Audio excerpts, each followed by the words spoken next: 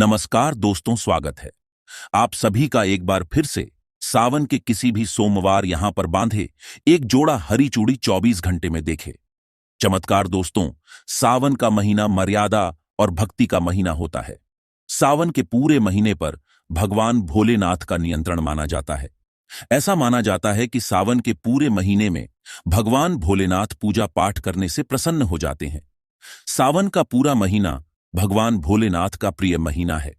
इस संबंधी अनेक पौराणिक कथाएं और धार्मिक मान्यताएं भी, इसलिए जनसाधारण लोग किसी और महीने में संयम और नियम का पालन करें या ना करें, लेकिन सावन के महीने में संयम और नियमों का पालन जरूर करते हैं। आज का ये वीडियो बहुत ही सुंदर है, ज्ञानवर्धक जानकारी है। इस वीडियो को आप अपने फायदे के लिए पूरा जरूर देखें, तो हम अपने चैनल में ज्यादा से ज्यादा प्रयास करते हैं। सरल से सरल और आसान उपाय बताते हैं, जानकारी बताते हैं जिससे जनसाधारण लोग लाभ उठा सकें। सावन के महीने का विशेष महत्व कुछ इस प्रकार से है। सावन के महीने में समुद्र मंथन हुआ था। सावन के महीने में ही माता लक्ष्मी समुद्र मंथन से उत्पन्न हुई थी और माता लक्ष्मी को धन की देवी का दर्जा प्राप्त भी सावन के महीने में ही हुआ था। सावन के महीने में भगवान भोलेनाथ फूलों पर आ जाते हैं और ब्लॉक पर जिनके घर में यथावत शिवलिंग रखे गए होते हैं, उनके घर भगवान आंशिक रूप में जरूर आते हैं। इस मास में भगवान विष्णु योग निद्रा में चले जाते हैं, तो सृष्टि का संपूर्ण कार्यभार भगवान भोलेनाथ के ऊपर होता है। आज हम बताएंगे कि स्वरूप पर बांधने दो जोड़ा हरी चूड़ी, जिससे आपकी हर इच्छा शीघ्र पूर्ण होगी। इस वृक्ष पर सावन के महीने में हरी चूड़ी बनेंगे तो आपकी मनोकामना शीघ्र पूर्ण होगी ही होगी। आपका आने वाला समय भी सुगमता से गुजरेगा और आपके जीवन की सारी परेशानियां समाप्त हो जाएंगी। तो यह जानकारी बताने से पहले आपसे रिक्वेस्ट करते हैं कि वीडियो को जरूर करिएगा, दोस्तों को शेयर कर दीजिएगा, और अगर आपने अभी तक चैनल को सब्सक्राइब नहीं किया है तो चैनल को सब्सक्राइब करके बैलेंस जरूर बताइएगा। और अगर आप भी भगवान भोलेनाथ के सच्चे भक्त हैं तो कमेंट बॉक्स में लिखें ओम नमः शिवाय। दोस्तों, भगवान भोलेनाथ को यह 3 वृक्ष अत्यंत प्रिय है और इन वृक्षों की पूजा करने से शिव पूजा करने समान फल प्राप्त होता है। दोस्तों, इन वृक्षों के बारे में शास्त्रों में यह भी कहा जाता है कि मनुष्य जाति के कल्याण के लिए स्वयं भगवान भोलेनाथ और माता पार्वती इन वृक्षों के रूप में फूलों पर अवतरित हुए थे, अर्थात उन्होंने ब्लॉक पर जन्म लिया था। पहले जानते हैं सावन में हरी चूड़ी का महत्व। दोस्तों, हरा रंग सौभाग्य और उल्लास का प्रतीक माना जाता है, जो मन को शीघ्र आनंदित करता है। हरा रंग प्रकृति का स्वरूप माना जाता है। माता पार्वती प्रकृति है और भगवान भोलेनाथ को पुरुष माना जाता है। सावन में भगवान शिव जी को चढ़ाए जाने वाले बेलपत्र, धतूरा और भांग हरे रंग के होते हैं। प्रकृति निर्माण करने वाले भगवान भोलेनाथ हरे रंग से अधिक शीघ्र प्रसन्न होते हैं। सावन में जो महिला हरे रंग की चूड़ी पहनती है, हरे वस्त्र धारण करती है, उसे अखंड सौभाग्य की प्राप्ति होती है। इसलिए कहा जाता है कि जितने भी माता बहनें हैं, उन्हें पूरे सावन के महीने में हरे रंग की चूड़ी जरूर पहननी चाहिए, हरे वस्त्र धारण करनी चाहिए। सावन के महीने में जो माता बहनें भगवान भोलेनाथ की पूजा करती हैं, शिव पूजा करती है, ऐसे माता बहनों को हरे रंग का वस्त्र ही धारण करना चाहिए। कदापि लाल रंग के वस्त्र धारण नहीं करना चाहिए। माना जाता है कि लाल रंग के वस्त्र धारण करने से भगवान भोलेनाथ नाराज हो जाते हैं। तो दोस्तों, इस ग्रुप पर किसी भी सावन के सोमवार के दिन जरूर बांधे हरी चूड़ी। आपका दुर्भाग्य सौभाग्य में बदल जाएगा। कैसे भी परेशानी हो, आपकी गरीबी हो, कष्ट हो, कलर हो, तकलीफ हो, जीवन में चल रही सारी समस्या शीघ्र समाप्त हो जाएंगी। और केवल एक ही सोमवार के दिन अगर आप यह उपाय करते हैं, हरी चूड़ी इस ग्रुप पर बनते हैं, तो आपके जन्म जन्मांतर की गरीबी भी मिट जाएगी और शीघ्र आपके एक ही सोमवार के दिन उपाय करने से मनोकामना पूर्ण होगी। तो दोस्तों, वह कौन से वृक्ष हैं? आइए जानते हैं। पहला वृक्ष है शमी का वृक्ष। शमी के वृक्ष के बारे में ध्यान से सुन ले तो शमी के ग्रुप को माता पार्वती और भगवान भोलेनाथ का विश्व स्वरूप कहा जाता है। इसलिए दोस्तों, शमी के वृक्ष को उमा महेश्वर वृक्ष भी कहा जाता है। कई स्थानों पर शमी के वृक्ष को उमा महेश्वर वृक्ष भी कहा जाता है। पूरे सावन भर शमी के वृक्ष पर माता पार्वती और भगवान भोलेनाथ का वास माना जाता है।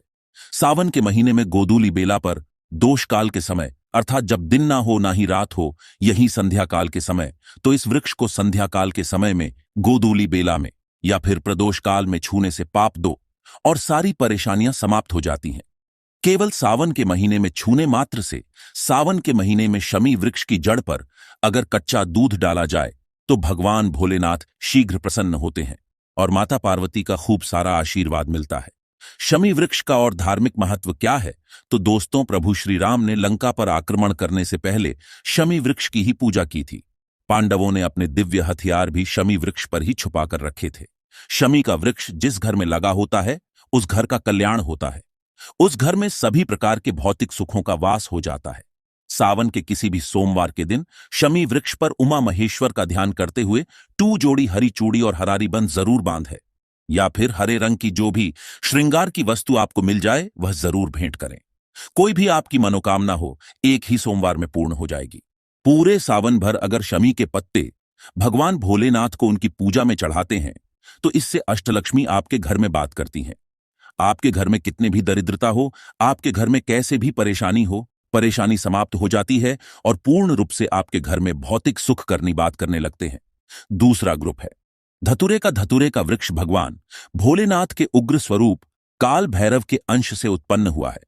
मान्यता है कि शिवलिंग पर धतूरे का पत्ता पुष्प फल चढ़ाने से राहु केतु और शनि के कुप्रभाव समाप्त हो जाते हैं।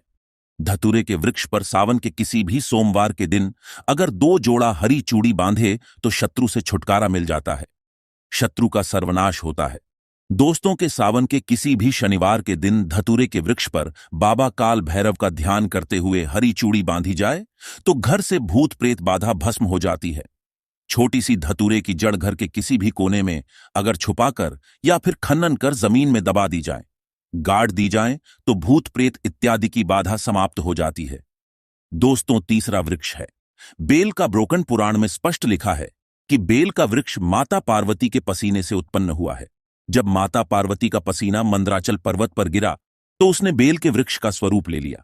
माना जाता है कि बेल के वृक्ष का दर्शन करने मात्र से व्यक्ति के पाप मिट जाते हैं, स्पर्श करते हैं तो जीवन की सारी समस्याएं मिट जाती है। भगवान भोलेनाथ को बहुत जल्द प्रसन्न करना चाहते हैं। आप भगवान भोलेनाथ पर खूब सारी चीजें चढ़ा रहे हैं लेकिन बेल का पत्ता नहीं चढ़ाते तो वह प्रसन्न नहीं होते। पूरे सावन के महीने में बेल की जड़ पर ब्रह्मा का वास होता है। मध्य स्थान में भगवान विष्णु तथा संपूर्ण स्थान पर भगवान भोलेनाथ जी का वास माना जाता है। ऐसा भी माना जाता है कि कोई भी साधन अगर सावन के महीने में बेल वृक्ष की पूजा करें, सुबह के समय में या फिर संध्या काल के समय में बेल की जड़ के पास अगर घी का दीपक जलाएं तो तीर्थों के स्नान करने के समान पुण्य की प्राप्ति होती है। समस्त तीर्थ बेल की जड़ में सावन के महीने में आ जाते हैं। तो दोस्तों, सावन के किसी भी सोमवार के दिन बेल वृक्ष की जड़ पर अगर कच्चा दूध डाला जाए तो जीवन की परेशानियां और कष्ट मिलते हैं। तो सावन के किसी भी सोमवार के दिन संध्या बेला में बेल के वृक्ष में 1 जोड़ा हरी चूड़ी जरूर बांधे। संध्या बेला में ही क्यों, तो दोस्तों, संध्या बेला को ही प्रदोष काल कहा जाता है। प्रदोष काल के समय अगर भगवान भोलेनाथ और माता पार्वती की पूजा की जाए तो पूजा के प्रभाव बढ़ जाते हैं।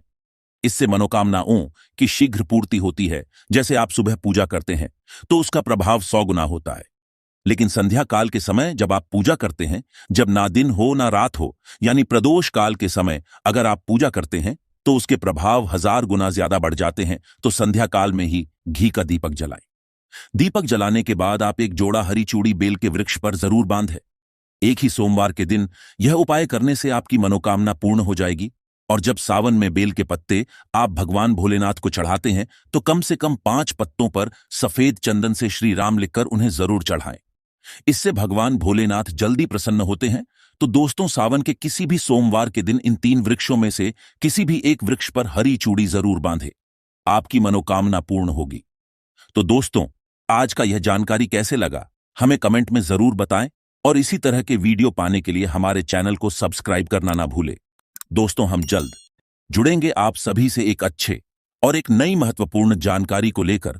तब तक के लिए धन्यवाद, नमस्कार, जय भोलेनाथ।